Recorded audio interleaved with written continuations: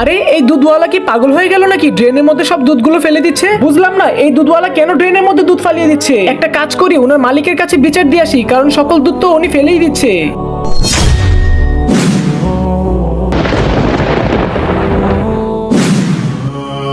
দে আজকে দুধ বিক্রি করার টাকাগুলো।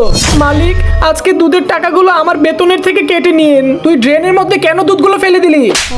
মালিক, আমি কেন দুধগুলো ড্রেনে ফেলে দিয়েছিলাম তাহলে শুনুন আপনি। কান্না করিস না মা, দুধওয়ালা এখনই আসবে, তোকে আমি দুধ গরম করে খাওয়াবো। দুধ নিয়ে যান, দুধ। আরে দুধওয়ালা চলে এসেছে। ভাইয়া, আপনি আজকে দেরি করেছেন বলে আমার মেয়ে কান্না করতেছিল। হ্যাঁ ভাবি, আজকে আমার আসতে একটু দেরি হয়ে গেছে। আপনি আপনার বাচ্চাকে দুধ খাইয়ে নিন। আরে ভাইয়া, আপনার দুধের মধ্যে তো কেমিক্যাল দেখতে পাচ্ছি। আরে হ্যাঁ, আপনি তো ঠিক কথাই বলেছেন, আমি এই দুধগুলো ফেলে দিচ্ছি।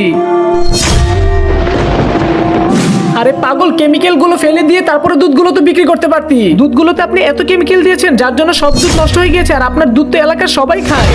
যদি এই দুধগুলো খেয়ে কোনো বাচ্চা অসুস্থ হয়ে যায় তাহলে কি করতে পারবেন বলেন? আর কেউ দেখুক বা না দেখুক, আল্লাহ তাআলা তো সবই দেখেন। আমাদের সব সময় সৎ থেকে ব্যবসা বাণিজ্য করতে হবে।